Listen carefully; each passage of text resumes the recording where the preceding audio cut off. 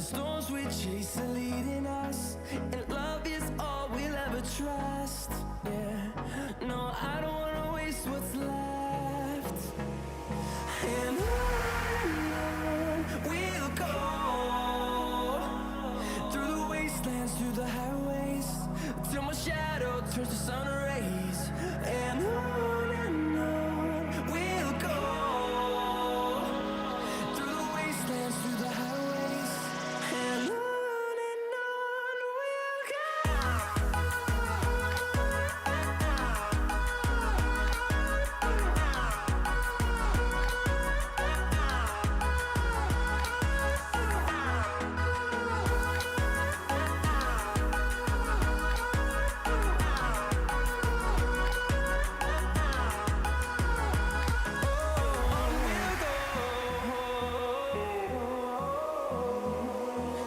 Finding life along the way, melodies we haven't played. No, I don't want no rest. Echoing around these walls, fighting to create a song. I don't wanna miss a beat. And on we'll go, through the wastelands, through the highways, till my shadow turns to sun rays. And on we'll go, through the wastelands, through the highways, and on we'll go.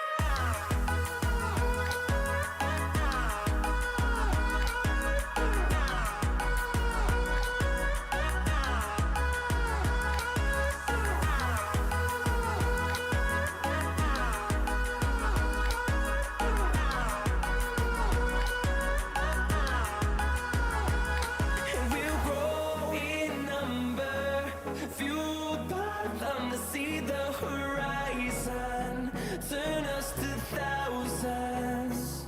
And we'll grow in number, fueled by them to see the horizon, turn us to thousands.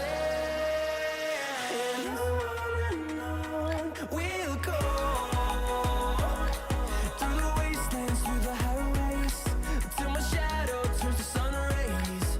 And on we'll go, through the wastelands, through the highways, and on we'll go.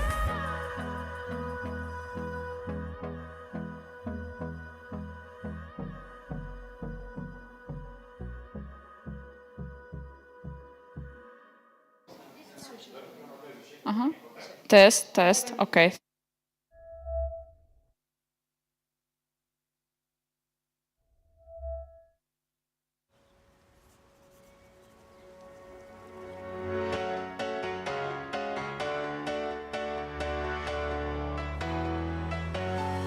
Well, there's a will, there's a way, kinda beautiful. And every night has its day, so magical. And if there's love in this life, there's no obstacle that can't be defeated. For every tyrant to tear for the vulnerable. In every loss, all the bones of a miracle. For every dreamer, a dream we're unstoppable. With something to believe in. Monday left me broken. Tuesday I was through with hoping. Wednesday my empty arms were open. Thursday waiting for love, waiting for love. Thank the stars it's Friday. I'm burning like a fire gone wild on Saturday. Guess I won't be coming to church on Sunday. I'll be waiting for love, waiting for love to come around.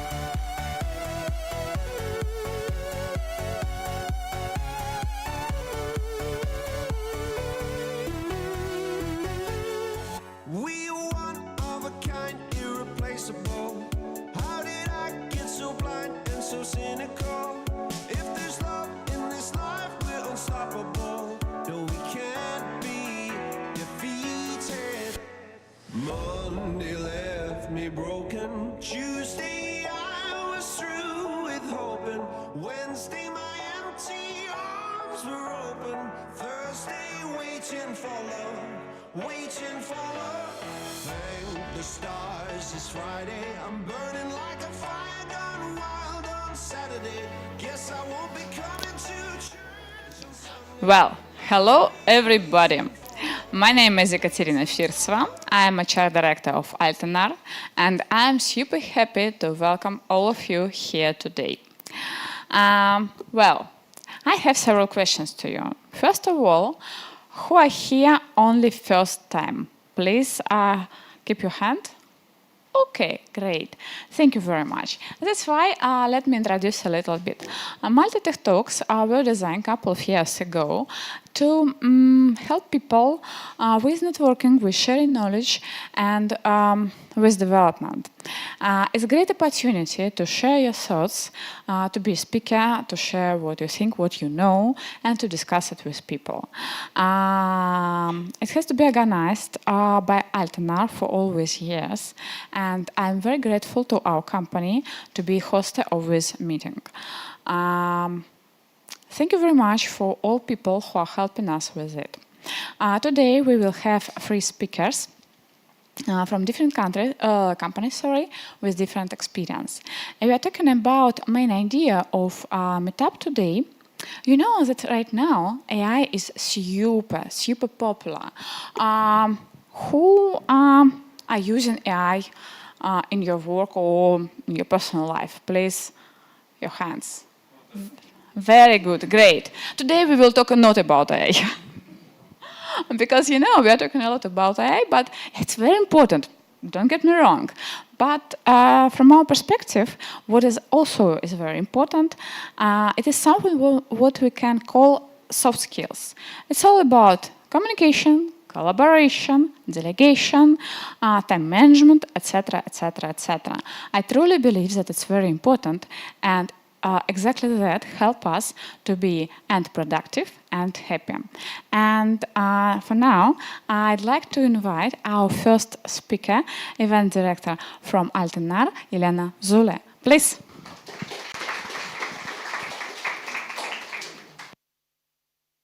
Hello, everyone. Thank you very much for coming and for this opportunity to speak. Today we will talk about productivity and, for instance, minimalism of mind and art of simplifying work and focus. So, my name is Elena Zulli, and I'm event director at Altenar. And you will ask yourself, why event director is talking about simplifying? Actually, it's because I'm arranging global events in our B2B industry for Altenar, such as ICE Barcelona, SBC Lisbon, Sigma Malta. So it means that I'm handling 20 things at the same time. If you imagine the life of event manager, it's a lot of things happening, and you need to really focus, because every sponsorship, every material, every message matters. Since it's a work as operations, I have to react fast on lots of messages. And that's why I'm thinking about simplifying, because without structure and organization, my work can easily become a house. And complexity kills creativity. So, what is the problem? My husband told me, I look at you and I always think that you are harassed by messages. But actually, it's our modern life right now, because there is a term called info obesity. It means that we have so many notifications from social media, from WhatsApps, from your emails, from different channels. And how to distinguish what is priority, what is important. So, have you ever experienced to be bombarded by messages? Raise your hands. So, how it broke down for me? Last year, I was organizing G2E Las Vegas, and I needed to set up a stand, I needed to send materials, and I have to check the logistics. However, I got a message from our supplier, and he told me 5 days before the event, we need a special code for customs, otherwise our branding materials will not be delivered to the stand. At the same time, I had 150 emails, so my focus went to solve this issue. And there where I started to simplifying. First thing I did, I went to my colleagues, and they're here also. And I asked them, how do you deal with this? Because our company grown so much for the past years. From my side, 3-4 events that I was organizing now became 30 events. And some of them told me I book focus time. Some others said that I give my personal number, but I switch off other notification when I do my job, certain task. Some others told me that I would love to delegate, but there is so much things, and training new stuff, it's also take a lot of time. So how do we deal with that? Actually, there is no specific formula because it depends on your custom job, and you can create your own. So that's what I did. The first thing, I wrote all my tasks on the piece of paper to empty my mind and see and analyze them. And I was thinking about what from this list I can delegate. So I choose the tasks that are taking a lot of time, but they are not difficult to do, let's say. And they are so-called low skill or low risk task. Then I wrote playbook, instruction how to do them, and delegated to my coordinator. First, it was difficult because I had to spend my time on it, but then it went very well. So far, we are receiving very good feedback internally from our team. And they are so happy because we can register people in the last moments, our clients and partners. So it went well. And what I want to say that it gave me 3-4 hours weekly to focus on other things, and especially on planning next event, because in events, planning is the most important things. The better is planning, the better is event. And if we have no news from event, it's a good news for us. And then I went to other tasks. For example, admin task, where you have to work with a lot of incoming information, organize it, put it in the folders, upload on the tools. And I did the same mini playbook and delegated to my coordinator. So if I looked again at my list, I went one step forward and check what else I can adjust. Then I saw that I have a lot of meetings sometimes during the day. Sometimes my day is full of meetings and I have no other time to do email checks or focus time on other things. So I made the slots in my day only for 3 meetings per day. Then I dedicated special time for email check, and I was checking priority before saying yes to anything. And actually, this is a part of not to-do list, because sometimes we are doing so many things and we're saying yes to everything, and however, maybe half of it is not important. Like Andrei asks himself, why do I do it? Then life hack 2 is to see what channels do you use for work, for example. Because in my job, for many suppliers writing me on WhatsApp, and I would like to keep it for only emergencies. So I move them to the emails. So it gives me space to organize it better. And then I read a lot of books, such as Atomic Habits or Jedi Practice, that recommend you to write your task like a call to action and make it as a task and set it on a certain day. So you don't need to keep this energy to remember about it. Because I was waking up and asking myself, did I book this catering? Did I book this venue? Did I send the material? To avoid this, you can just write it down and set it up as a reminder so you don't need to waste your energy for nothing. Then I was thinking about distractions. For distraction, you can check what is distracting you the most. It's very individual because, I don't know, maybe you have WhatsApps that you check, maybe emails. But the truth is that nowadays we do a lot of things at the same time, and it's called multitasking. However, multitasking is efficient only for people who are doing multitasking, and they think it's efficient for them. Scientifically proved that it's not, because you are switching from different channels, and you are wasting your energy without completing the big task, let's say.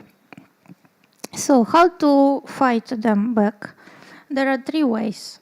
One is to kill completely and see what from your list you can kill. In my place, I killed some notification from applications, some spam messages, and duplication. Then you can look at the thing what you can control, for example, meetings or your side task, and things that you can accept. In my case, for example, I accept chatting with the colleagues because I can get some insights and ideas, especially creative one. And it's the same when you do your Mongo all night, and then someone comes to you and say, ask you some things, and then everything fall apart. This is the parallel between IT and events in this field. As a small summary, I want to talk about eat the frog in the morning and what does it mean. So our brain has so-called brain fuel. So it's energy that we have usually in the morning that we can focus on very complex or difficult task. And we need to use it wisely because it's limited per day.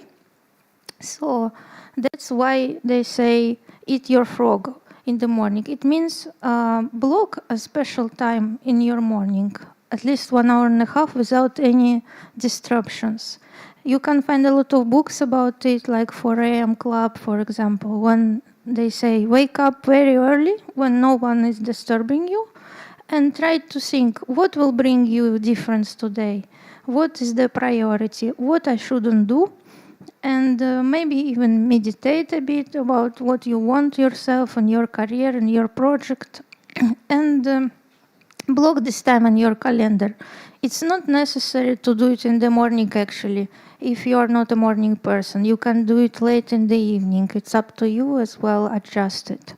And then you do the rest after. That's what I did. And that's where my procrastination reduced, because before I was seeing this big task, doing a lot of small things, and I was procrastinating for the next day. Now I especially book time for it and I do it. As a conclusion, what we spoke today. So we spoke about delegation, that okay, it's hard in the beginning because you have to invest time in your training of your staff, but it gives you time back in the future. Then we spoke about what not to do. Ask yourself if everything you do is really you need to do, or maybe you can cut things off or pass it to another department. Maybe someone would be better to do it. And also, are you the one that can do it? Then track your time. I did it like registered my, even our devices show us where you spend your time on social media, on email, and you can adjust it as you want it. There are a lot of blocks and notification stops on the devices. Define your deep work hours by booking it. And stop multitasking because it's actually not efficient. And protect your mornings. To simplify, you also have a lot of tools nowadays. AI, like Ekaterina mentioned, that can help you to clear up your space, not only at your home, but also in your work. Thank you very much for your attention. And if you would like to follow me up or ask me any question, you have my Telegram, my email, you can check our website. You can also scan the QR code and follow me on LinkedIn. And also, if you would like to know about other methods of simplifying, you can download my book on Amazon. Thank you very much. Very good. Elena, thank you very much as well. And I believe we have a lot of questions. If you are watching us online, feel free to ask questions under the presentation and I will read them. Okay, by the way, from the audience who would like to ask anything, any hands? Everything's clear. To be honest, I have a question. I know, unfortunately, usually, sometimes I have from 8 up to 12 meetings per day. Some of them are very small, but from my perspective, sometimes it's better not to wait, not to waste time, but to have a very small call. They're small, of course, yes, really, maybe 15 or 20 minutes, to brainstorm, to decide, to agree about something, and sometimes it's super productive from my perspective. I'm not saying that I'm doing it absolutely every day, but very often. Maybe because I'm not developer, I'm manager. What is your attitude to that? Any comments? Because after your presentation, you know, I had a feeling, well, if I have more than 3 meetings per day, it's not okay. And they have definitely, yes. What do you think?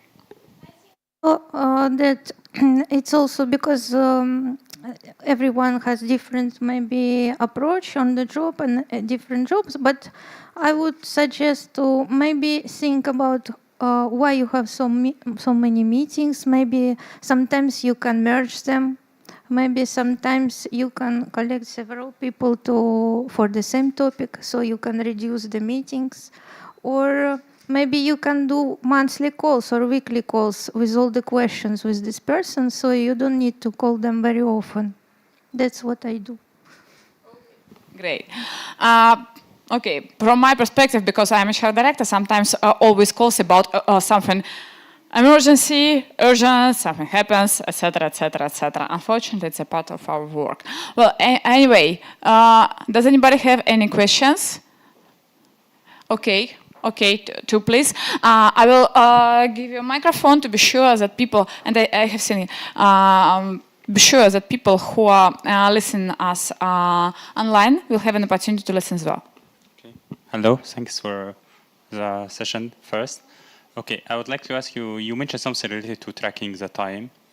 Have you tried this method before? Like when you work, you track every task you are doing through the day, even for personal life?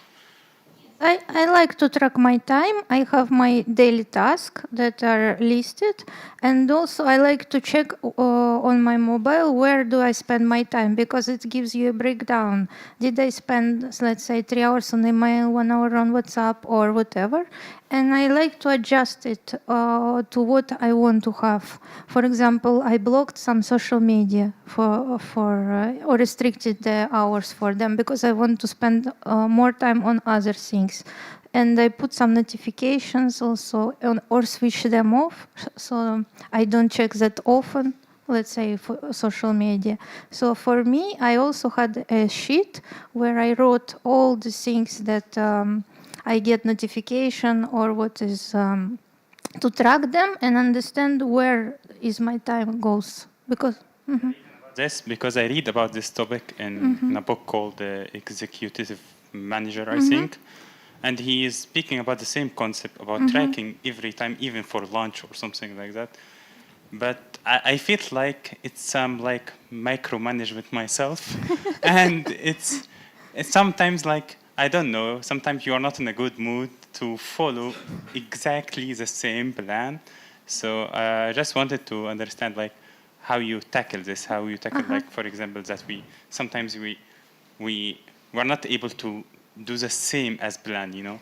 Yes, I think it's pretty fine when we not always follow what we wanted, because to create habits you need some time to repeat it and do it again.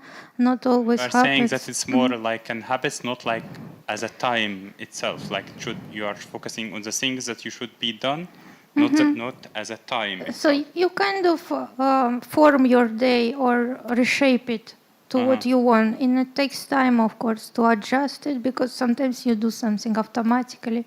So the more you write down, the more you check yourself, the track, the more knowledge you have to analyze, and then you can see where your time goes better. To kind of, it's self-conscious. To be more self-aware, what are you doing? Because when we are lost in the messages and maybe we don't track and we don't know where our time goes, then we don't have control. To get this control back, it's good to know where it goes, actually. Thank you. Question now? No, okay, sorry. Okay. One more question here, yeah? Ah, it was answered. Okay, great.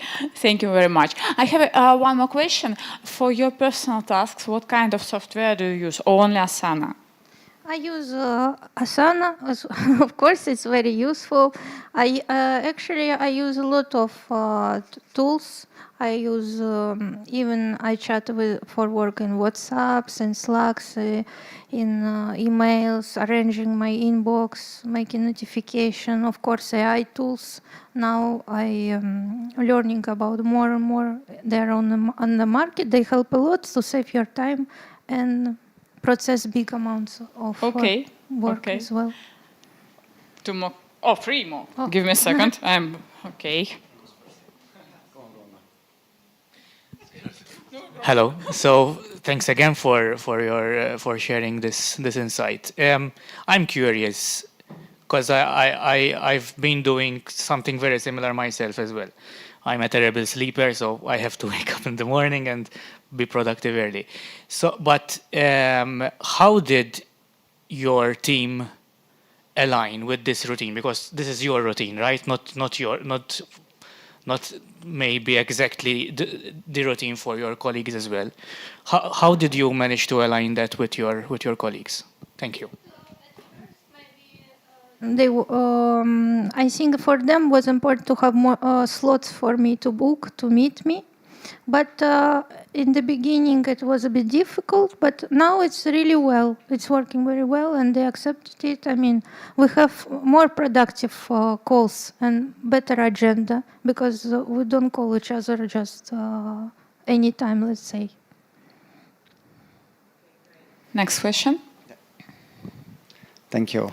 I wanted to ask a bit about the emotional side of things, because all these responsibilities, even though you can operationally decrease them, but still emotionally you take the responsibility and it's like pulling up. I noticed that you are highlighting about the meditation, but at least for me, meditation is learning another new language. It's really tough. Are there any other methods you are using to kind of ventilate yourself or to kind of push it down, the increase of the emotional impact? Yes, I use some techniques to switch, let's say, because the job is quite stressful. So I do yoga, Pilates. I try to spend my time differently after work. So, for example, going to the nature to switch off a bit. And actually, emotionally, what helps a lot when you are really stressed, you need to switch from your mind to your sensual, for example, touch something or listen to the music, to switch your channel of how the information comes to you, and then it will calm you down very fast. So that's my technique.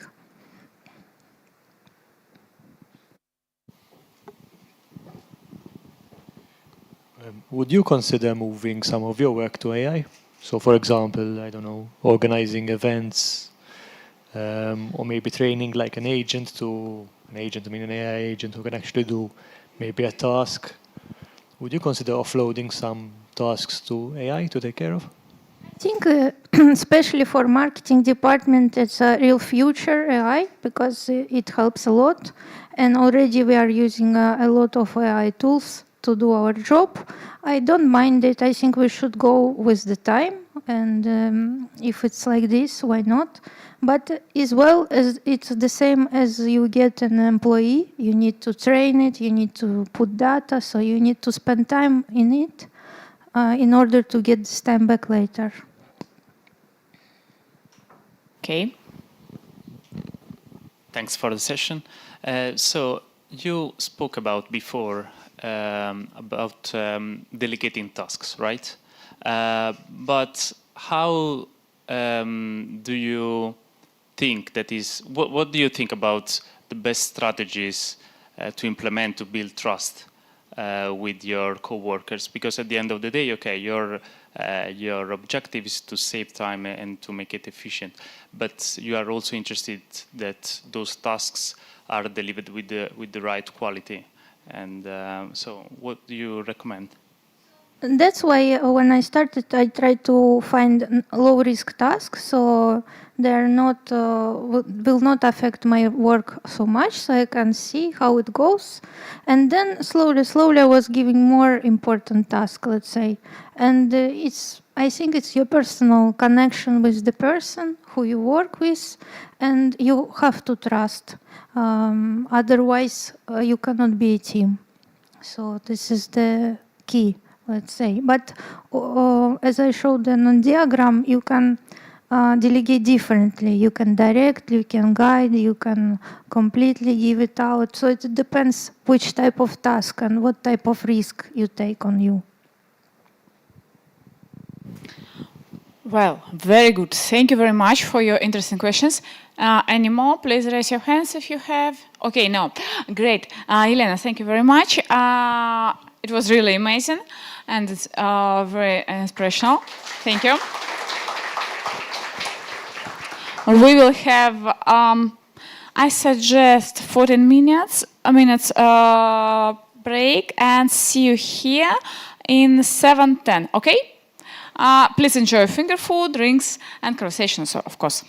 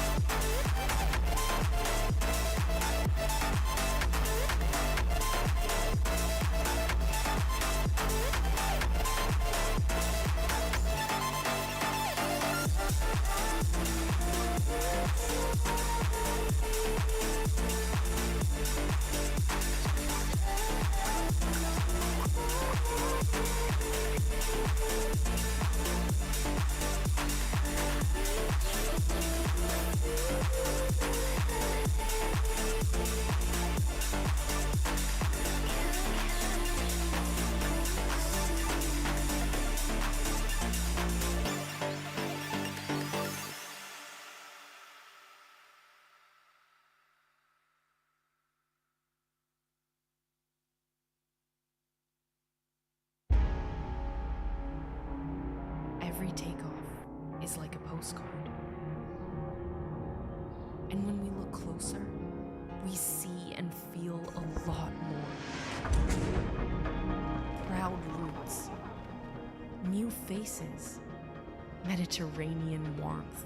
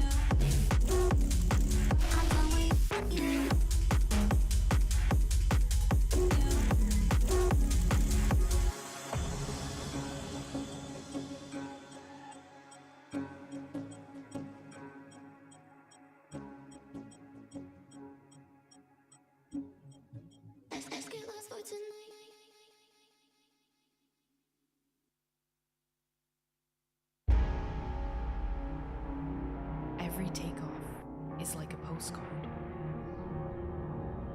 And when we look closer, we see and feel a lot more. Proud roots, new faces, Mediterranean warmth. Are you ready for takeoff? With love from Malta.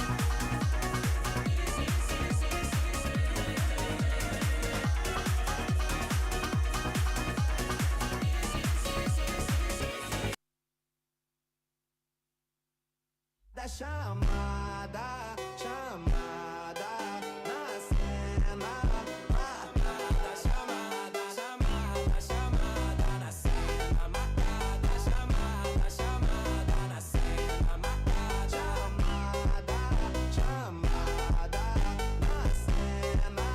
Chamada, chamada.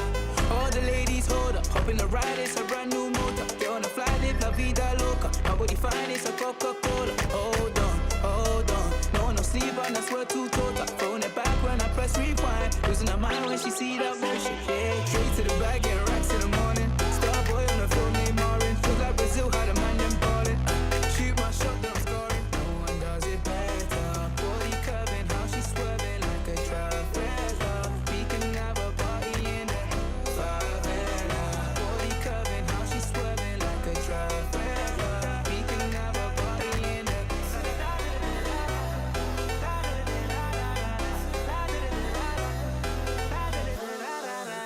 You ain't never seen this before. Now I got 4 songs on a billboard. You don't even know about me, no. Used to listen to so much, you know. They said I would never, ever get better. They said I would never, ever get better.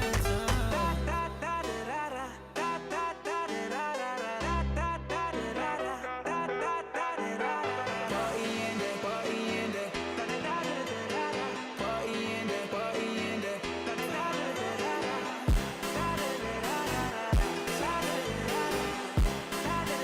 Listen, I'm out when she see that motion. Yeah, yeah. No one does it better. Body curving, how she swerving like a trafficker. We can have a party in the favela. Body curving, how she swerving like a trafficker. We can have a party in the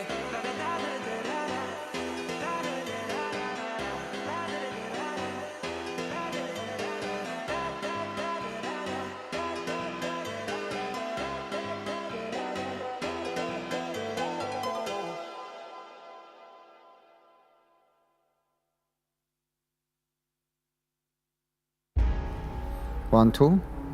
Yeah. Every takeoff is like a postcard.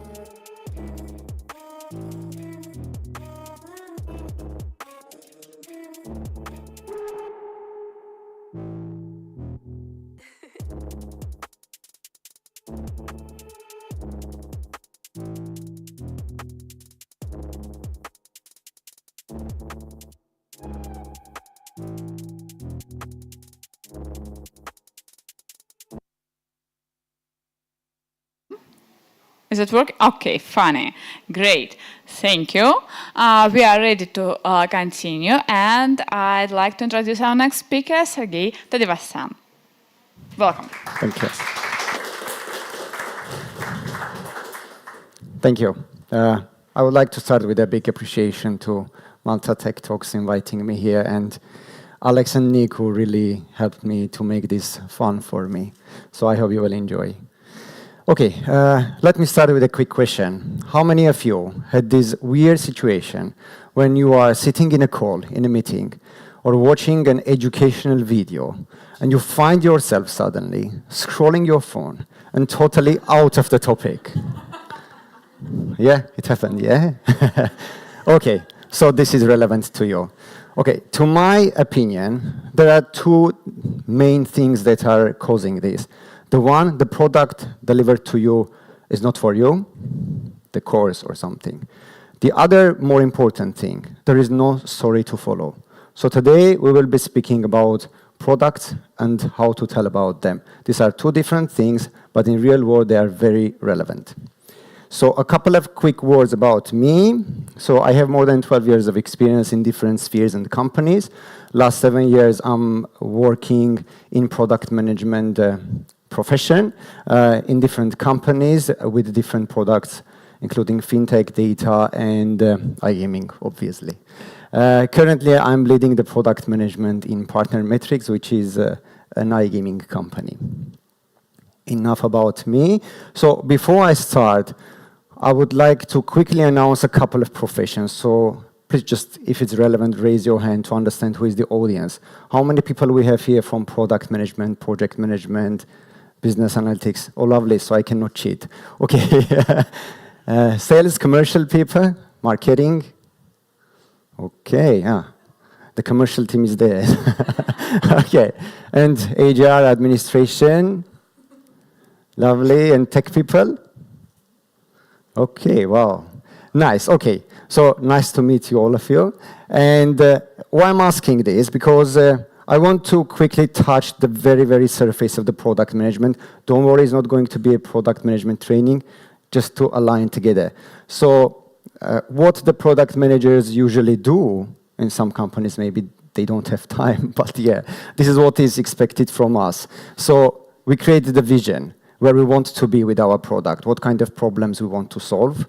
And then we start investigating the users. We understand their needs, who are the users, who are the other participants, what are their problems. We go down, if we understand where we want to be and what are our problems, then we move further to understand what exactly we want to deliver. We call it usually MVP or minimum lovable product, minimum viable product, different names. But yeah, you break it down, you create a timeline, and then you start the execution, the boiling part. You deliver the product, and users starting to use. You get a lot of data, you analyze, you learn where you did wrong or right, and then eventually you learn from your mistakes, also from your successes, and you reiterate. You reiterate and you chase the perfection. Obviously, you never find it because the markets and people are dynamic, but yes, that's the life cycle of the product. In other words, the life of the product managers. Why I'm telling this? Because working in product management, I came to a point that I realized that this is not only my profession. Whatever I do feels like fitting this life cycle. Like literally, whatever I do feels like a product. So let me go into the theoretical part of it. So whatever we do, again, forget about the job, forget about the product management. You go to gym or you meet the friends. You expect an outcome, right? You have a desired outcome where you want to be. Then you have user needs. Your emotions are also user needs, or maybe your friends want something, so you need to kind of satisfy the needs. Then you have the whole process, right? You organize something, you take care of the creation process. And then once it's done, you collect the feedback to understand how good it was, etc. And then, when you finish this cycle, this is becoming this goal-oriented cycle that I was trying to explain in the previous slide. So this is the theoretical part, why I think whatever I do is a product. But because it's a bit late, and we are tired, and we are talking here about stories and being easy, reachable, let's make a quick story so that I can prove my theory here in a casual example. So if you are still hungry, sorry for the photo. So imagine you are cooking for friends. You're inviting your friends to your home to give a nice dinner and to have some time together. What you do? So you think of the style, you think of the menu, you think of the budget. So you want to spend this much money. It will be maybe an Italian dinner, right? Once you have the strategy, what you do? The user research, right? I mean, you try to understand what are the preferences. Maybe your friends have some allergies, lactose issues, or something else. So you need to be a bit careful not to send someone to the hospital from your home, right? Once you have the full understanding of your users, you go down. You do the roadmap. Okay, so the starters will go first, and then the lasagna will go, and then the dessert will come. So this is the proper planning, right? When you have the plan, you start cooking. So you make ready the starters, the guests are coming in, you serve the starters, you have an Aperol together, because you wanted to have lasagna very fresh, you putting off the starters to the oven, the lasagna, and then all this cooking and boiling is like really the same for me as the development of the product and deployment, this whole life cycle. And then obviously there is no development or cooking without bugs. You forgot to close the window, some mosquitoes are in, so you do quickly bug fixes, or you solve the problem, right? And then eventually, when the guests left, what you do, you sit back and reflect. You say, yeah, the lasagna was amazing. They really liked it. I love the emotions they received from the lasagna, but I'm sure the salad was a bit salty or spicy. I don't know what happened there, but something was wrong there. So you learn. So you next time, when you invite your friends or cook something, you know how to cook better than you did it today. So again, this is another proof, at least for me, why I think whatever we do in our life, it seems to be a product. But okay, this is a good thing, because if we know if it's a product, and we know the product life cycle, how we can do it, then we can make our life a bit better. But there are a lot of problems. So, at least for me, when I started to become a bit better product manager, especially in the beginning, I felt like I'm doing really good, but sometimes I'm saying some ideas, but people do not catch it, do not understand what I mean, do not catch the value of it. Or maybe another example, you have a nice product, the users are happy, then you launch an amazing feature, no one uses it. You don't understand why. Another example, I'm sure most of us had it, you set a meeting, invite some people with important titles, they come to the meeting and then you speak, and the time is out, you don't understand what's the result. Okay, so what? So what's the problem here? Okay, sorry. Another example I wanted to bring here, because I really, even now, have this problem sometimes. When you have this brilliant idea, and you rush to introduce it to someone, and you speak, not even for them, but even for you, it sounds a bit simple, because you thought like it's an amazing idea, but still, it sounds simple. So what is missing? I believe the story is missing here. So why storytelling matters? Storytelling isn't a decoration. It's a way how we understand. Let me tell you why. If we roll back some thousands of years ago, maybe like million years ago, like imagine two people living in the mountains, and person A comes to person B and tells, be careful, lion is dangerous. This guy does not know what is lion, what is danger, etc., right? But let's look at it from the story perspective. If this person A tells in this way, I was hunting, and then something with 4 legs running after me, chasing me, trying to eat me, I barely survived. So now it's a clear understanding, right, that lion is dangerous, okay? So we are meant to think from the story perspective. It's easier for us to understand stories. Storytelling is simplifying things so that to keep your audience engaged. A lovely example I have here, I don't know if you watched the video from Steve Jobs presenting the first iPhone. He was talking some 10-15 minutes. he was telling how important it is to get rid of from the buttons. If you remember, the old phones used to have a lot of buttons and stuff. He was introducing how unimportant the buttons, how useless they are. He was introducing that it's important to have music, it's important to have a phone, it's important to have internet communication. Then during the presentation, he joined everything together and he introduced iPhone. When he said, meet iPhone, he already cooked the audience. Whatever you tell, the name, they were already waiting something exciting, okay? If you didn't watch, I highly advise to watch this video. You can easily find in YouTube. Let's go and deep dive a bit into the cognitive science of storytelling. I'll try to be theoretical, scientific, and then we will go a bit into an easier part of the things, so I won't overload you. So, curiosity is the most important thing that happens in our brain, because usually animals do not have curiosity, if we exclude some of the special species. Yeah, some of them. So yeah, curiosity arises from the gaps in knowledge that we want to fill in, okay? But if answers to these gaps are too complex, our brain is disengaging, okay? Effective storytelling is to keep this balance, okay? If you don't like the theory as much as I do, as much as I do don't like, I created another easier example. So maybe you can help me here. What's the most curious creature we know?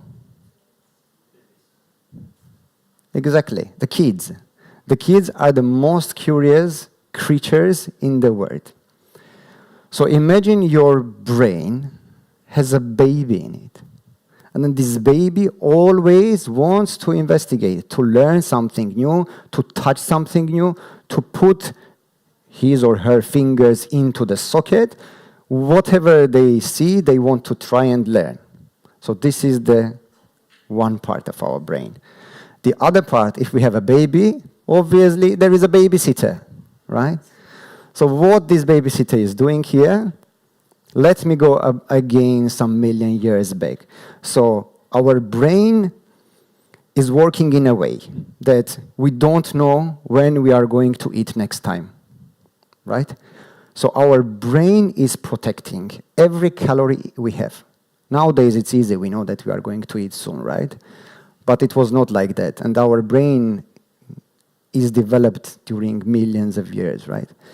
So this guy, I called him the calorie guard, is protecting us. Why and how? So if we are engaged in a very complex topic, we learn something new, it's really hard for us, we consume more energy, which means we consume more calorie.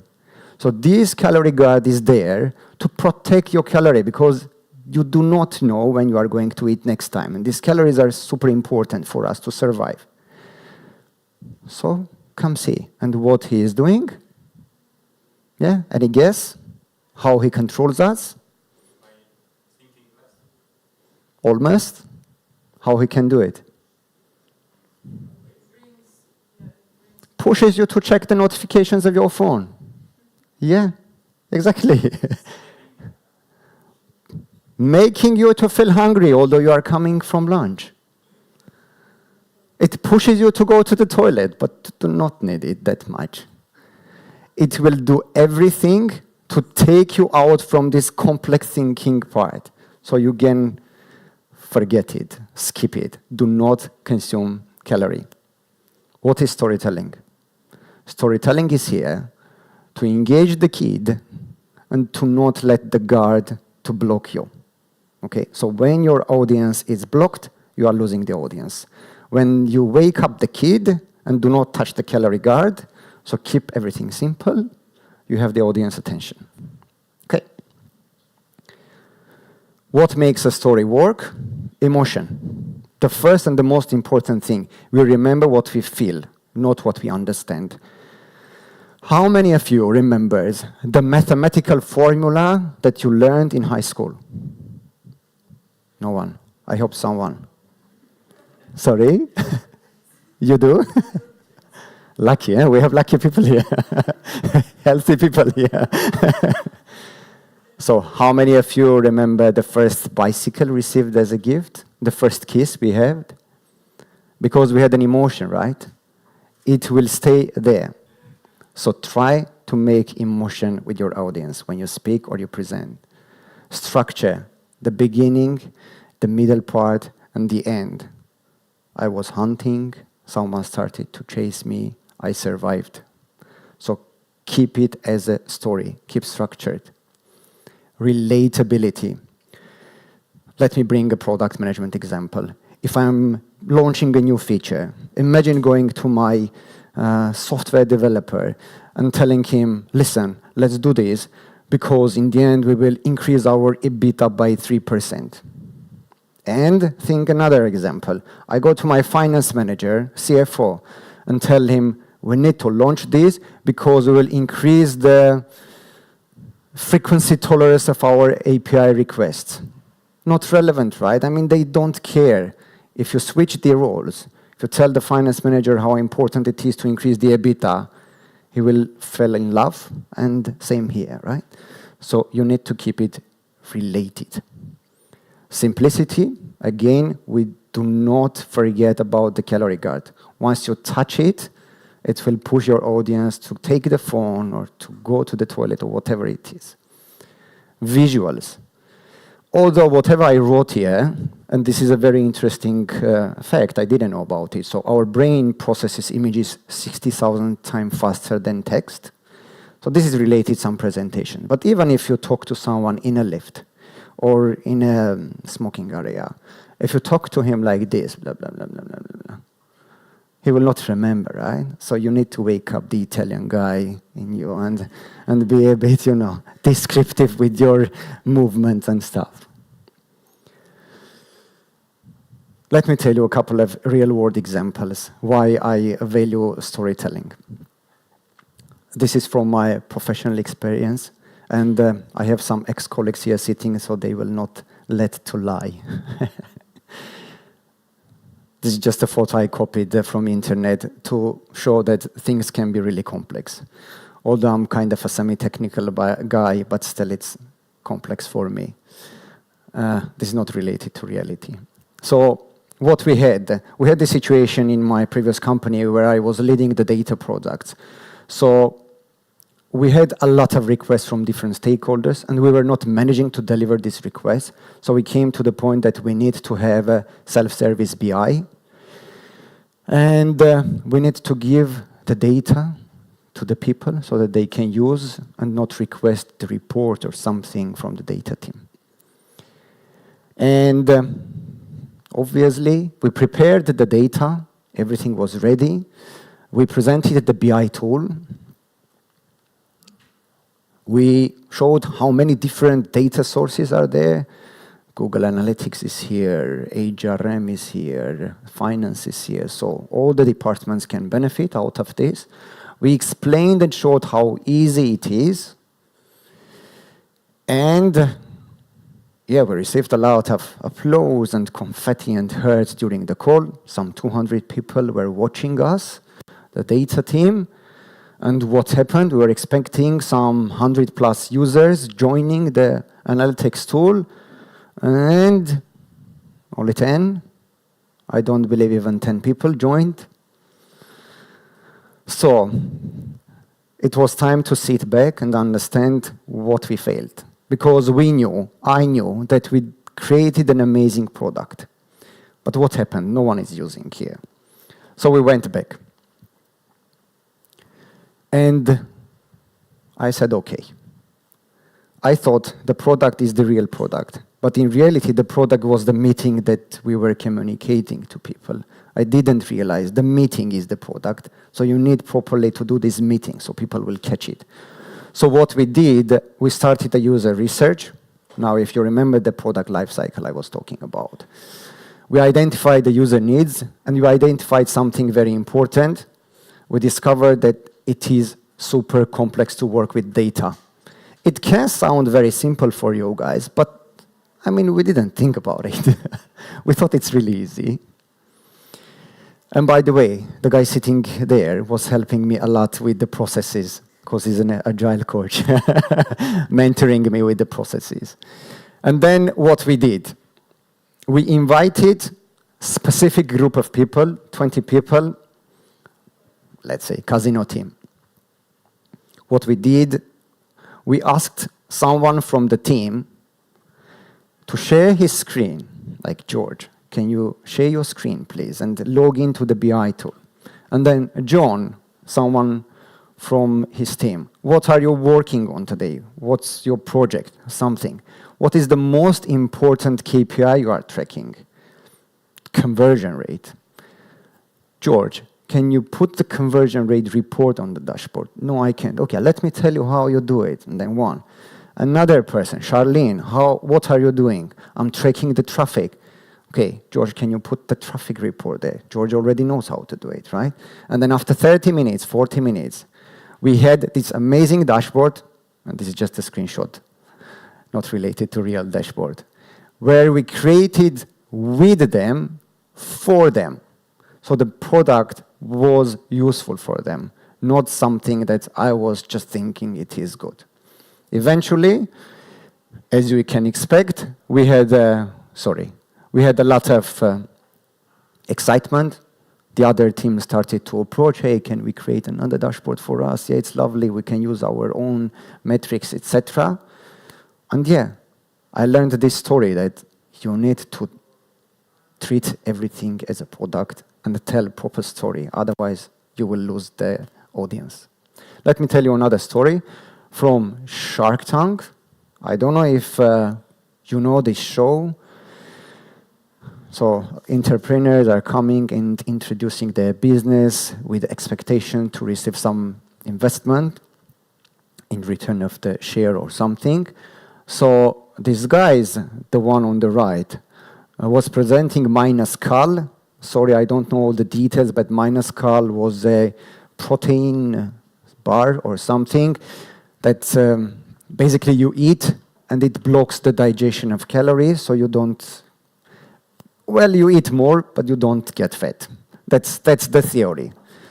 Scientifically, a really interesting and lovely product. What they did, they wrote in the beginning, you can lose weight with our product. They started to introduce, so sharks started to understand what they are speaking about.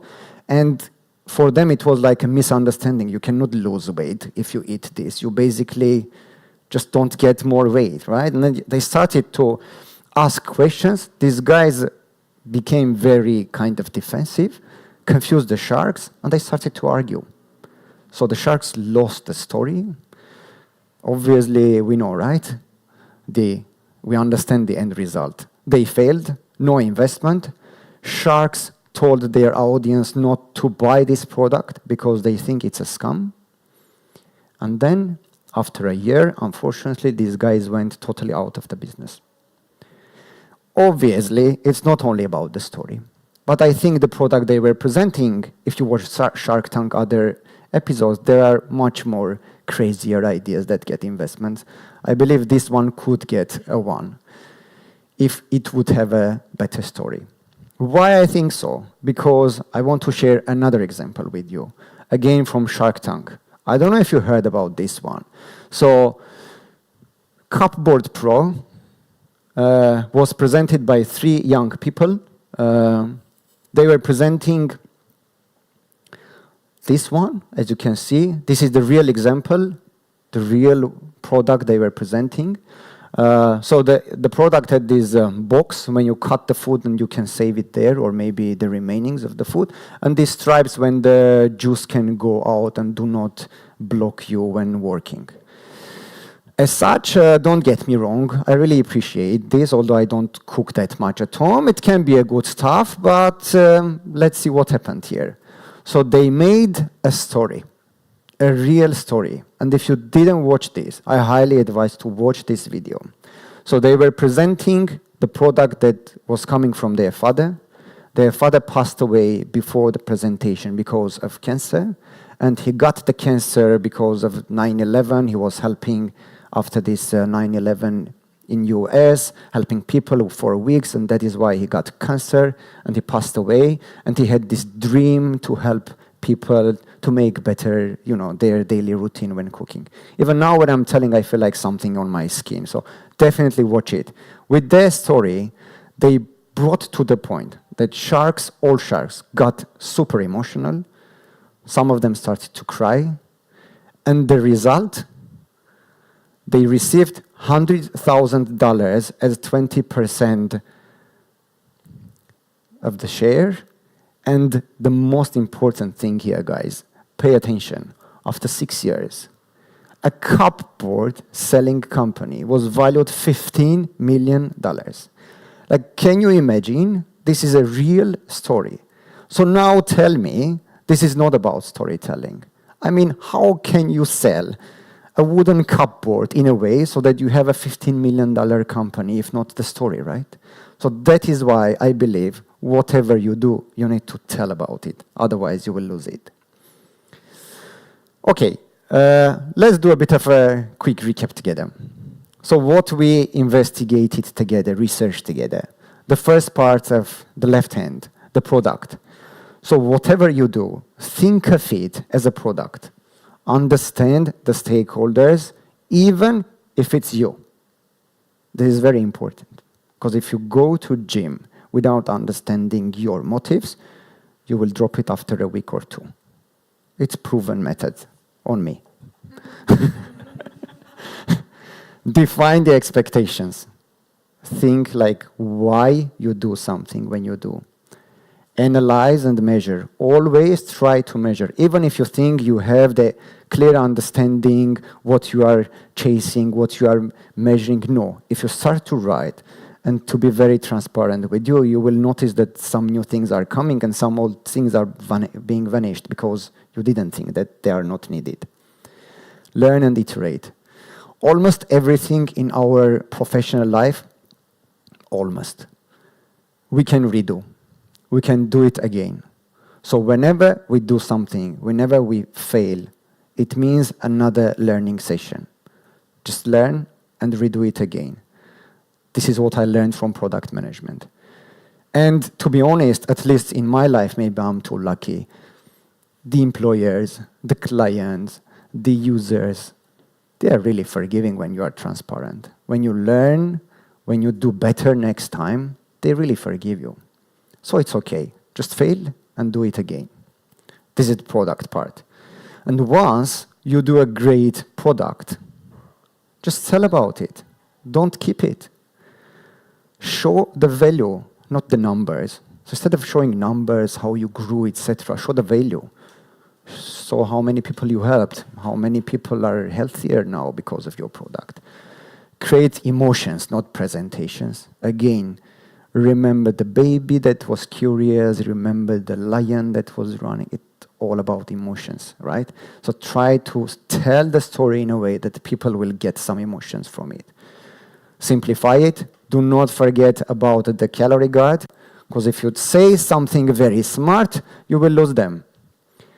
There is a very interesting research, and I don't want to announce the company name because it's not formal, but this company proved that Donald Trump won in some states the election because he was speaking super simple. The other lady, I don't remember her name, the Biden clan. They were speaking very in an intellect way, like using some legislative words and stuff when Donald Trump was saying law and the rule, and he was easier to reach, to understand. So this is another reason to be simple. Trigger the curiosity, the kid. We need always to wake up the kid. Whoever you talk to, they have this kid in their brain. Maybe in some of our brains, the kid is sleeping very deep, but you can wake them up. Believe me, you can wake them up. You just need to touch the right points. Make it about them. And this is very obvious. If you are not telling something that anyhow relevant to me, I will benefit out of it, it's valuable for me, okay, I will hear because I'm a bit polite, but then, okay, 5 minutes, 10 minutes, and you will lose me, right? Even if I will pretend that I'm listening to you, but I will not understand you because it's not related to anyhow to me. This is it. I left my LinkedIn QR code. So if you would like to connect with me, I will be super, super happy to make new friends, to talk about product management and not only. And yeah, before I finish, I prepared a very short video. This video, I always forget his surname, Mohammed Khatni, if I'm not mistaken. He is a real storyteller, not like me. I'm a beginner. So this guy is a champion of public speaking from 2015. There is a world championship of public speaking. It is, if you don't know about it, just Google it later. It started 100 years ago. It was for toast makers, and then it evolved to be like public speaking championship. The topic I will show you now is just the very short part of the video, just 2 minutes. Just follow how he tells the story. Nothing related to our topic. Just follow how he tells the story, how he tells the jokes, how he engages his audience. And then we will finish my talk.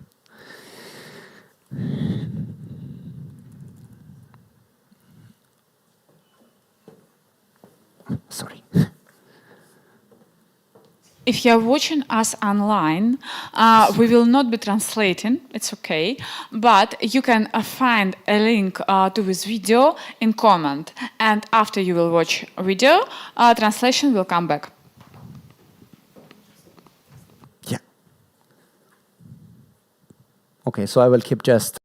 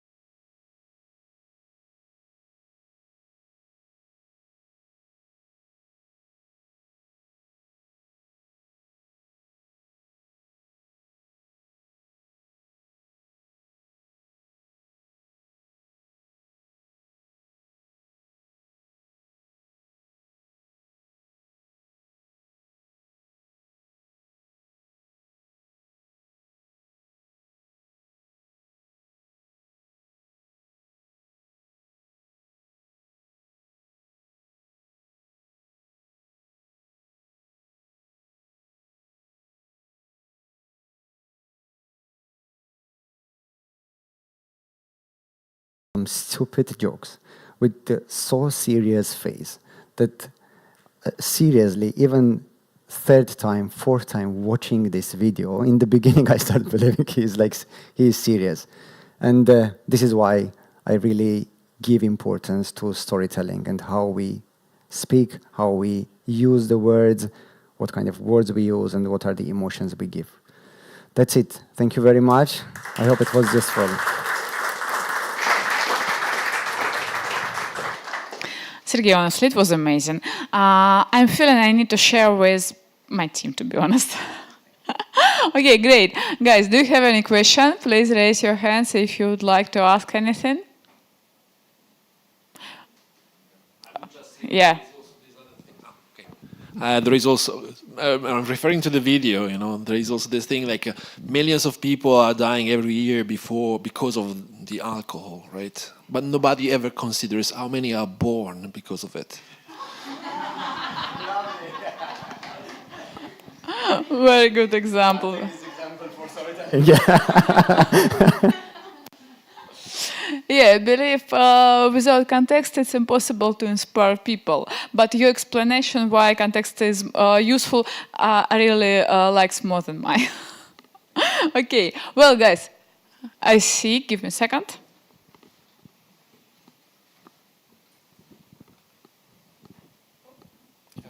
Hi everyone. Yeah, so you spoke about storytelling a lot, right? And I understand that in products we usually focus on like the features, the data, and not mostly the narrative behind it, right? So my question is there, as a product owner, right, is there like any technique that one can use to, tell a compelling story, about your products? I have the mic? Okay, yeah. Yeah, thank you for the question. A really important one. And I really failed a couple of times because I didn't tell the story, as I was mentioning in my examples.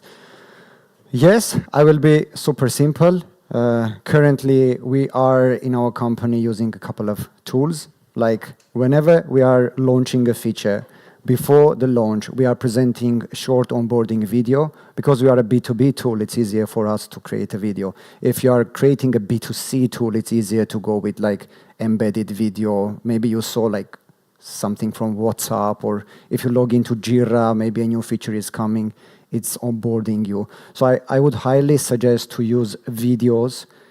Again, if you are producing a B2B tool, so before you announce you send the release notes, better to send the video, because what we realized, no one is reading. No one is reading the release notes. Totally no one, guys. We were tracking, like out of 200 clients, only like 1 or 2 opening the release notes, like this. If you know what is release notes, like a big document, what are the new features coming with the next release, no one is reading anymore. But if you prepare 1-minute video with a face, an ugly one like mine, and then you say, hey guys, we have a new feature, you click here the magic happens and stuff, they will watch it for sure. Even out of curiosity, they will watch it, and then you will increase the engagement. This is the way we are doing in our company, at least. There are some other methods, of course, but we can catch up with later. I'll tell some stuff. But yeah, mainly onboarding the clients with videos. Thanks for the presentation. It was really engaging. I'm curious. It's the time of the year where companies are building their strategy, right, for 2026. It's the time of the year, and you now as CPO, of course, probably you are nose deep into that process. How are you combining storytelling with the 2026 goals, right? So that you kind of project more stories rather than roadmaps, because basically that's where it ends up. Thank you very much. Thank you. A very interesting question. I don't know if I will fully cover your question, but this is what I was doing exactly today in the morning. So I was talking to our commercial officer who was presenting the kind of budget, let's say in that way, yeah? And then I'm like, okay, well, what are you going to sell? So how we should do it?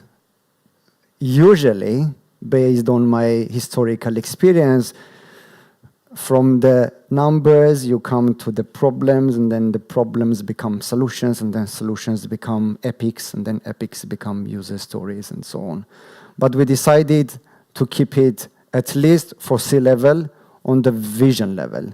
And right now I'm creating a presentation that will not have a roadmap timeline in it. I'm challenging myself, but I believe it will pass when meeting with the board.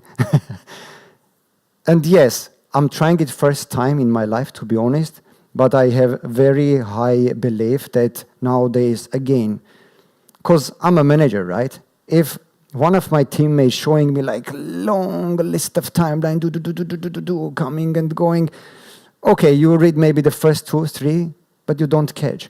But if you tell, we are going to scale our data digestion process, and we have, instead of 10 seconds, 2 seconds. It's a timeline, right? It's a roadmap. I never did it because I was afraid as a product manager. But as a chief product officer, I want to bring this culture to tell stories instead of roadmaps. I will tell you if it was successful or not. But this is the way I want to move on, and I'm already doing it. Oh, yeah. And I'm still curious. I know that probably a lot of people in the audience are from IT, right? And I'm trying to understand, and I want maybe your advice on this. For example, let's say I want someone to use like specific framework for a project, or I want to use a specific technology, or I want to, convince the team that some technical approach in the project makes sense. So I'm trying to imagine how storytelling can help me there. How can I actually even approach, trying to build a story instead of talking about, product metrics, numbers. What would you recommend in this case? I'm really curious. Yeah, it's a challenging question. Well, I would start with something. Let's do not forget the left side of the things. So product, data, and the value we bring is very important. So better not to tell the story, but have a good product, but not vice versa, right? But again, a couple of highlights from my presentation I want to reshare here again. We need to be relatable. So if we are presenting a super technical architecture to a stakeholder who is a business person, you need to be relatable. What is the value you are going to deliver? Do not tell them about the number of rows you are going to write as a code. Do not tell them about the services, microservices you are going to use. Be relatable. What's the value for this audience? It's money, it's the cost, it's the number of users, it's the number of traffic. For the tech team, it's the number of endpoints, number of time they will be coding, the technology they will be using. I think that's the only way. If you are relatable, then it will go deeper. If you are not, you will lose the audience for sure. And believe me, I worked, I think, something like 3 years as a data product manager. And believe me, guys, being a data product manager is like two different, totally different things. When you are a business person, but your product is numbers. So yes, be relatable. Do not speak about tech if you are talking to a business person. Okay, one more question.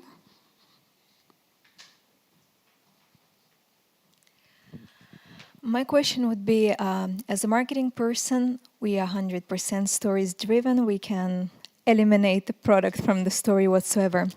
How do you maintain the balance between a product-centric and customer-centric story? Because like the biggest clash we have in the marketing with the ops, product and business strategic departments is that they want to sneak in those features. They want to put the spotlight on the product itself. But personally, I always recommend against that, because when I'm going shopping, it's all about me. I don't care about any brand. I don't care about any product. I only think about myself. I'm spending those money only about myself. And there is that clash, and it's so difficult to convince those departments. Because to me, when people ask about features, they already sort of bought you. It's just they're trying to understand how your product fits into their reality and context. So what's your opinion on that? Thank you. Another challenging question. Maybe you can help me with the answer here, with the marketing skills. But if I understood the question correctly, there is an interesting video I lately saw. And I saw it a couple of times in TikTok when someone entering a supermarket, a market to buy like some clothes and doing some shopping. And then a comment is going, imagine you do the offline shopping in a way you do online. And then someone is coming, what is your name? Can I send you an email? Like imagine you are looking at clothes and then someone is like chasing you. And I think this is very close what you are saying. Whenever we are pushing too much to the clients, they will run further from us. So nowadays, we have this saying as product people, if your company is less than 1 million revenue per month, talk only about your users' problem. If you are more than 1 million, talk about your brand. So this is how I think we should approach, even with our marketing team. And we have this challenge because you don't know, you advertise during ICE, your new feature or the problem you are solving. And it's not that easy. It seems to be easy, but it's not that easy because if you do not show the feature, how the people will know. If you don't speak about the problem, a lot of people don't understand what you do. So I would say always concentrate on the problem instead of the feature. Show the clients that you know their pain. Even if you are not solving it, if someone understands your pain, if it hurts, and someone understands you, you trust them better. Imagine you go to a doctor and tell them, I have a problem, but I don't understand. I feel ABC, and then the doctor continues, you also feel XYZ because you feel a bit emotionally stressed, and then tells you what you feel, and the doctor is not helping you, just describing what you feel, right? Same with the customers. If you know their problem, then you are a step closer. I hope I answered your question. Thank you. Well, do we have any more questions? Everything's fine. Great. Sergey, thank you again. It was super exciting, and I hope some of us can implement some of these ideas in the future. Thank you. Great. Again, thank you. Thank you for... I believe we need a 15 minutes break. Please take your time. Restroom is here, finger fruit and soft drinks in the area. In 15 minutes, I'm waiting you here again. Thank you.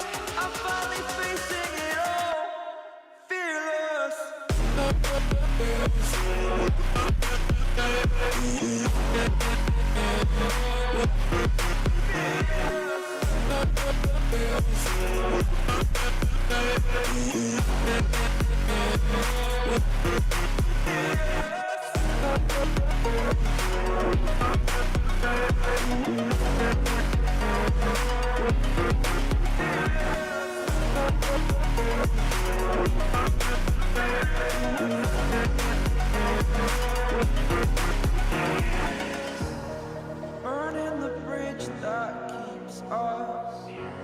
I'm here and I'm feeling exaggerated, that's what you assume. The story's over now, I must conclude. I am conflicted, watching where I step still, hanging in the balance, not the life I want to live. I want to take it all, standing tall, fear I weighed the person you are. Oh, break out, I've got to see. Spent all my life holding all of it closely. I played it in a sense, a feel of discontent. I'm finally facing it all, fearless.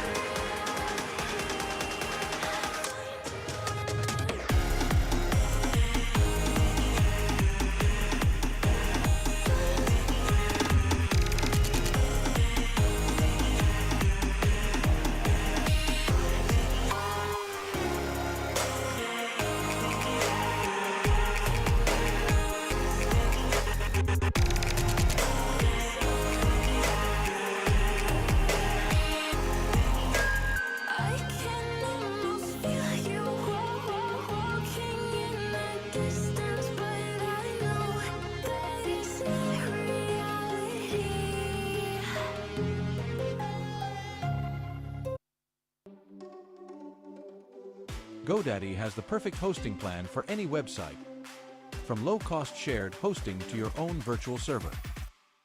Every plan comes with a 99.9% uptime guarantee, along with a free domain name and award-winning support. No wonder we're the world's #1 web host. Unlock your online potential today with GoDaddy.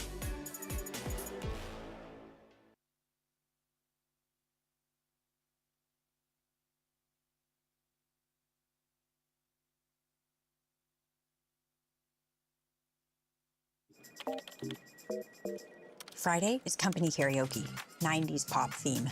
And well, I'm something of a karaoke connoisseur.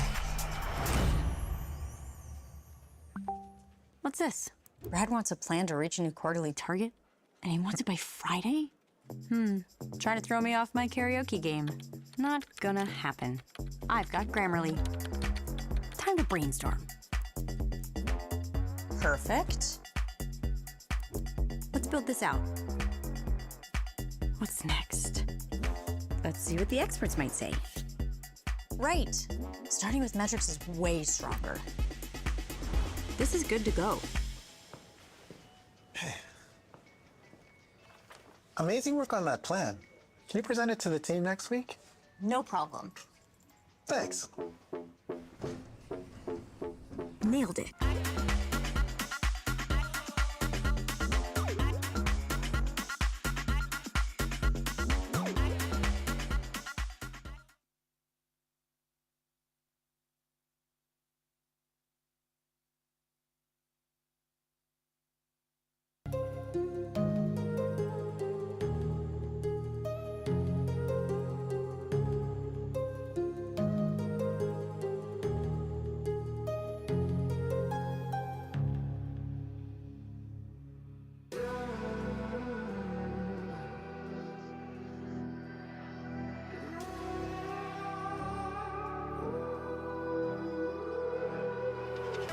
There's a distance between us.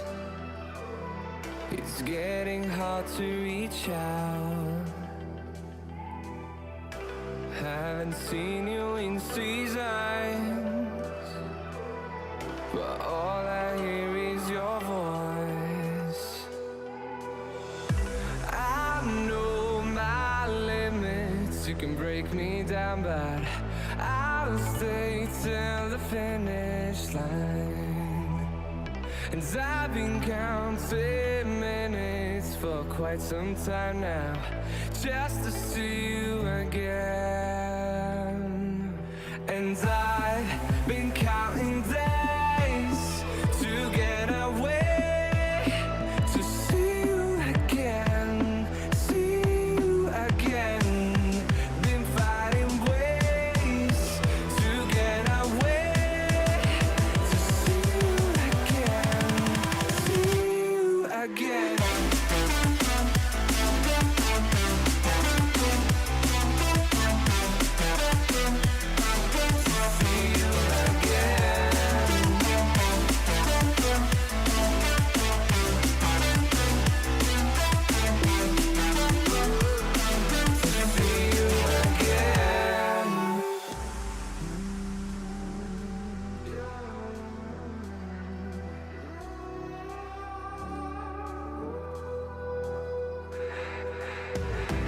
We got millions of reasons to let it all go. Hope we're not too broken. I know I'm not always strong, and I've been counting days to get away, to see you again, see you again. Been fighting ways to get away, to see you again, see you again. See you again.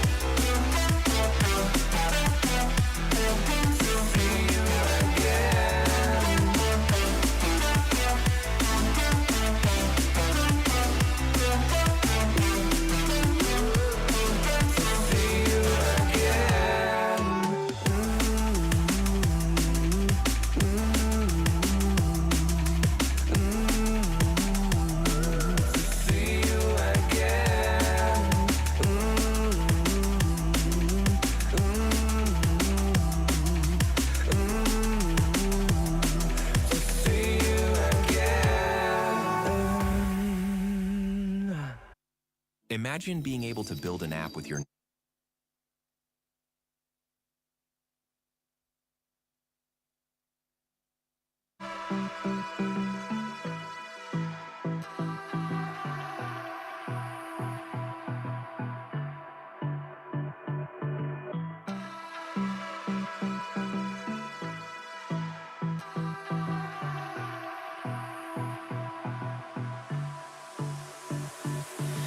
I don't know what you want. Let's have a bit of fun till I downfall. My love, if you feel like I do right now, don't say you're on the run to the other side. My love.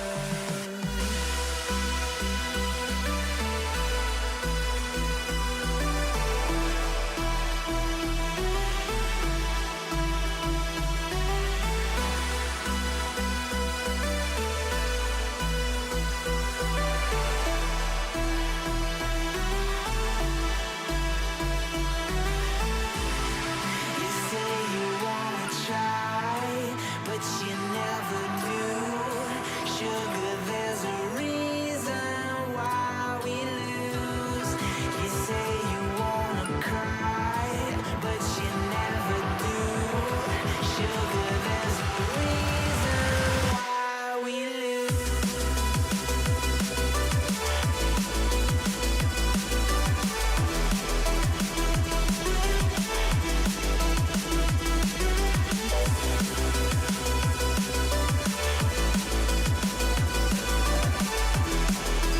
Well,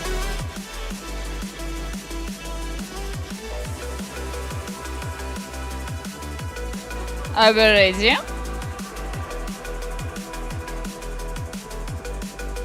Can we continue? Great. Thank you very much. I'm super happy that you are still here. To be honest, I really enjoy that. And I'd like to introduce our next speaker, Mirela Agatonovic. And thank you very much for your quick response, because Mirela agreed to help us. Unfortunately, we have to replace one speaker. I believe in 1 week, yes? Amazing. Again, thank you very much. Welcome.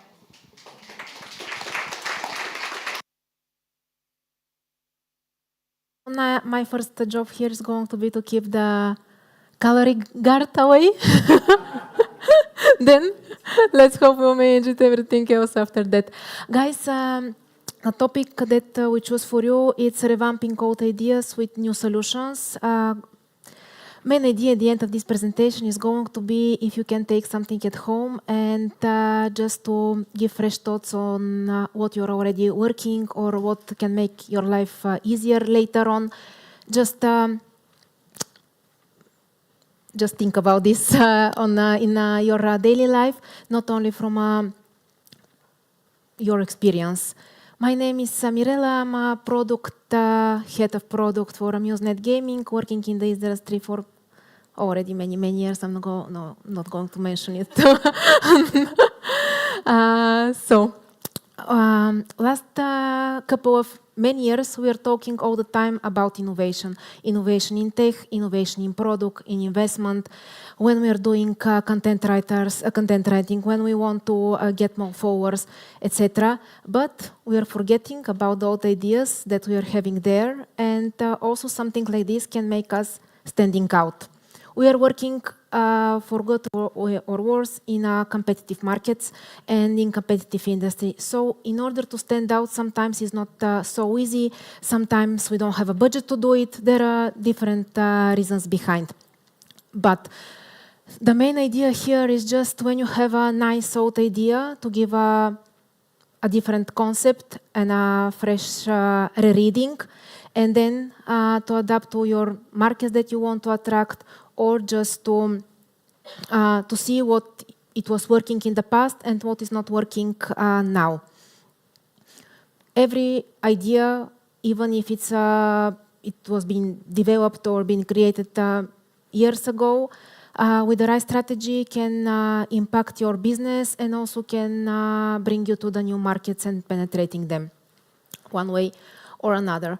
Couple of examples from the life that we're seeing every day. Electric cars revamping by the Tesla, not going to go in this direction. Handwriting signature revamping the biometric verification. Board games revamping into the augmented reality. Physical libraries revamping to digital knowledge hub. All of these old ideas, new readings that we are using every day. Of course, if you come up with something else as an example or something that you want to share during the presentation, please feel free to interrupt me anytime. Hopefully, I can manage to resume after that. Why we decided to go to the direction of old ideas and giving a fresh reading? From my personal perspective, we are facing different generations. They're bringing their different desires, different requirements, and also different trends. If one product was trendy, let's say 10 years ago, today it should be completely outdated, even though it's a nice. As a core idea, it's a nice, but just not working anymore for your markets, or it's working only for one market. You're having the product there, but not actually using the full capacity of this in order to present it to the new clients, to attract new clients, just to grow your business. With the time being, also not speaking only about the software, but sometimes we're hitting the capacity of what we had, and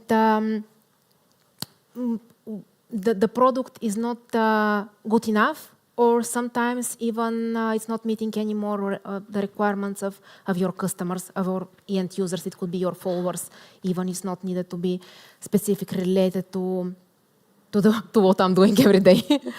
The process of revamping, when we start thinking about revamping, for sure we need to have certain path that we need to follow in order to know that for sure we're going to have winnings at the end. I mean, not speaking only about money. At the end of the day, of course, it's about growth and revenue, but also that you did the right steps in order to achieve what was your initial goal.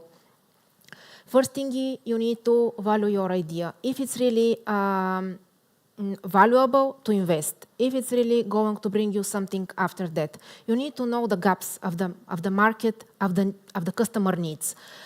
If you don't manage to fill these gaps, most probably you don't need to revamp. You just need to either thinking about innovation of something new, or just to use the old version of the product that you are having. The big plus now, when we're talking about revamping, is the technology that is actually having our back. Easy scalability. I mean, I'm not a technical person. Probably now the technical people are thinking not so easy, but you know what I mean at the end of the day. It's just now achievable, easier achievable than how it was 10 years ago. Fast to market delivery, which means we can literally iterate faster. We can see what we did wrong. We can fix it. We can go again. We see if we are going in the right direction. We have also the good examples that we are already standing there, and we also can learn from them. The other thing that I want to mention here, like a super important, I wanted to outdate it, and sometimes we are forgetting. When we're thinking about revamping, it's like let's put a new feature, let's do something better, let's do that, let's do that. But at the end of the day, once we are doing something great, improving, evolving, we still need to think about the clients that we already have. There is somebody there, sometimes it's a big market that you don't want to lose for sure. They like this product. So whatever you are doing, please make sure that you have a backwards compatibility, especially if your product now is somewhere there live and people are enjoying it. It's really one of the most important things, because from one side we are trying to pitch new markets, but from the other side we still want to keep our clients satisfied. Challenges that we need to overcome over time. To be honest, guys, from my perspective, it was the stigma regarding how we are going to touch something classic. Classical things are working. We are so popular with the classic approach. We are there because the classics are the best. Yes, that's true. For sure, the classics are classics for certain reasons, but it should not hold us back from getting something on the top. Even sometimes we are super scared to approach because we know that we are operating on a highly regulated market and we are super scared to touch something. Sometimes even we are operating on a conservative market and we know it, but still it doesn't matter that we need to hold back. At least even if you do something that is not going to be in production, still makes sense to suggest it, to try to improve it. Nowadays we have a lot of ways to benefit from what we are having already. You are having already an idea that is working and we know that it's working. What else now we are having? We are having the data, bunch of data that we can use. And of course, taking the results of this data, analyzing it, and knowing where our pain points are and going straight to these pain points, resolving exactly these problems, giving feature that the clients are asking, but asking just because they need it, but through the years, because you don't want to touch the classic, you're not providing to them. So also another approach is prototyping. We can prototype nowadays through every idea. Again, even if you are having a low budget or even if you don't have any budget, you can always prototype with friends. You can prototype with your family. You can do focus groups. Again, if you don't have money and budget for that, the focus group could be actually the person next to you. It could be somebody that you're traveling in a bus with.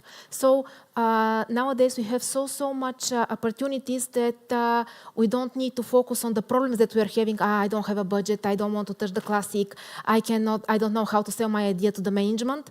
I believe we need to step forward, we need to do our research, we need to go with an action plan, and believe me, the management is going to stay behind you. And for the next project, you're going to have a budget, believe me.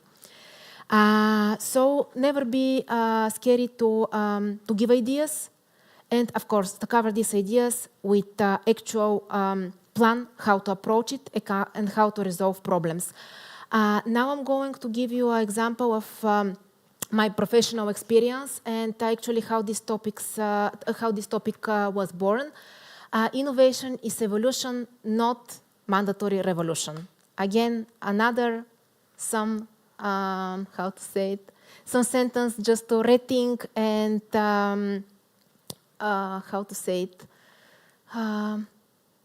reread the old new, the old well-known. So what we have, I'm going deeply to, I'm not going to stay too much on this slide, just want to give you exactly an example of my work. We had really well working jackpot mechanic, many years working well for a really big markets that we are operating. So literally chef kiss.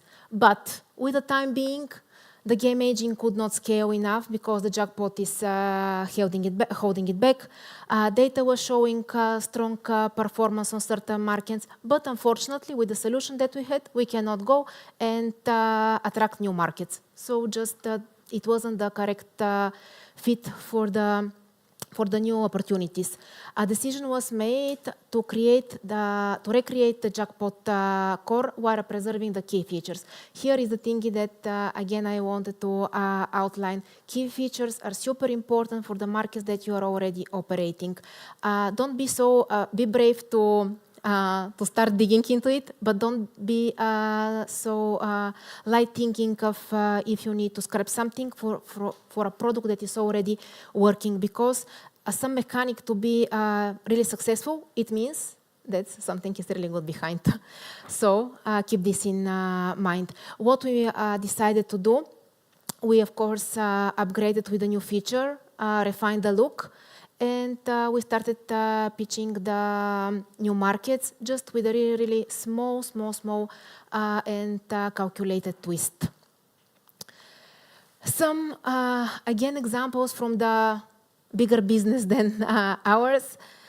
Uber, Netflix, Tesla, all of them, behind it, there is an old idea, and they are giving us a new solution that we can use on our phones, on our laptops, to be always, the solution to be always with us.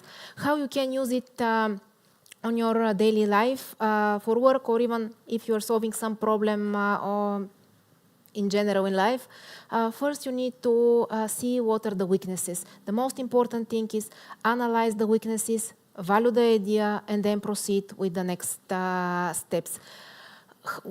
How we can resolve the weaknesses? Again, new technology is right next to us for that, and we can always use new UX or some new approach in order to see these ideas working. Even sometimes we can use the, let's say, old backend and just do the new UI, new user experience, or just change the framework that we are using. Sometimes we can just retouch the user experience and actually whatever is happening under the hood to be exactly how it is. Saving money, saving time, and at the end of the day, still bringing business value and customer satisfaction, which is the thing that we are, I believe, wanting the most. Guys, from the presentation point of view, is that sweet and short? Or just short? I don't want to open a question and answer, or of course, if it's up to you. If you want, we can have also this. But actually, just wanted to ask you if you have some experience with some ideas that you already had, you revamped it, and actually it became really successful, or actually completely the opposite. If you had some really, you revamped it, but actually at the end of the day, it didn't go how you expected it. So if you have some thoughts, please feel free. Please hang your hands, and I will give you a microphone to be sure that people who are watching us online can listen as well. You know, I was just thinking when I was listening to you, recently I had such kind of experience. Previously we who are from Altenar remember that previously we had our database in Confluence regarding all internal process, and recently we made some changes, beautiful new front end, but the backend is absolutely the same. I hope it will be useful. We launched it 1 week ago. It's too early to make any, but it's about the same. Yes, how to make it better, but. So next time you can give us some insights how it went. I hope my team, who to be honest, implemented that, it will be more honest. Anyway, anybody who would like to share their experience, it will be really great. Okay, I see.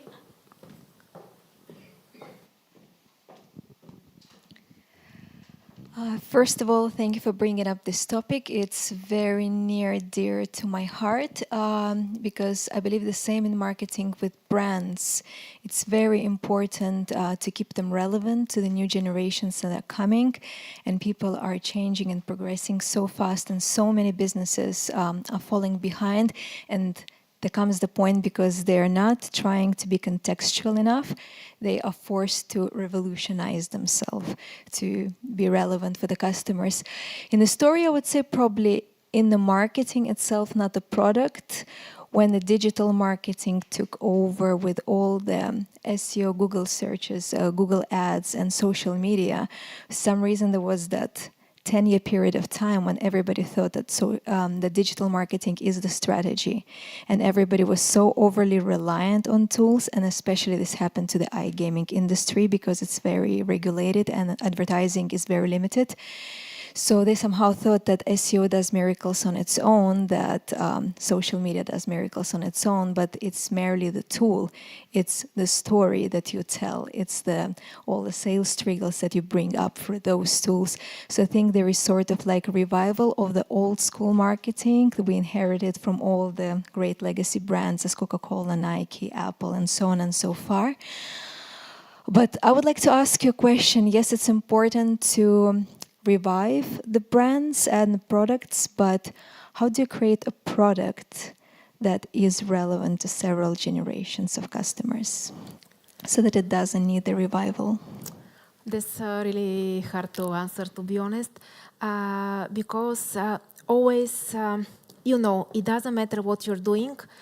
Some features are always liked by, let's say, some people that are mid-40. with the same feature, you cannot attract somebody who is 20 years old. This is the big pain that we are fighting now. And actually, from a game perspective, we started creating new games, new game engines, because the old classics now, unfortunately, not working for the new generation. So there is another niche that is coming, and this is just the new mechanics. Again, I'm speaking from my personal experience, but you can relate to the marketing, to everything that we are doing on our everyday basis. Sometimes even the cultural differences is something that is really hard to fight with just one solution, because we're just different in our core, which is something good. To be honest, I admire this thing in every one of us. But at the end of the day, for product to be so easy to sell to everybody, it's a challenge for us, challenge for the business, challenge for everybody, I believe. Challenge how the marketing people are going to sell it after that, how we're going to approach it. A lot of challenges, but this is the good, how to say it, the good vibes and the good challenge that we are having every single day. Because if we don't have challenges, why to go to work? You opened so interesting topic, to be honest. Mentioned about it's impossible to create the product the same and for mid-40s and for 20s. How do you think can mid-40s create product for 20s? I believe so, with the right approach, with the right, how to say it, mindset, with teenagers at home as well. So I believe yes. I don't put limits on that because I'm almost mid-40, so I don't put I don't put limits on that. Yeah, sorry for challenging question. Anyway, any more stories, please? No? No. Okay. Well, thank you very much. Guys, thank you so much. Yeah, it was exciting. Thank you.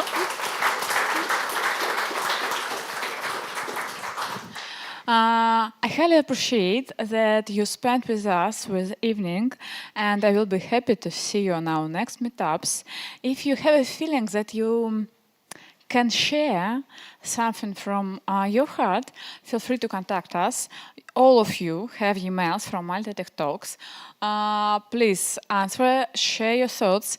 If you have just a feeling that maybe, but I'm not sure in the topic on 100%, anyway, feel free to share. I'd like to talk about it. And my colleague Alexei and we all together will be happy to discuss. Maybe we can find something together. Well, on that, I'd like to finish our official part today. Please spend some time with us. We still have a lot of food. We have 20 around something like that minutes just to talk a little bit with each other. Have a nice evening. Bye.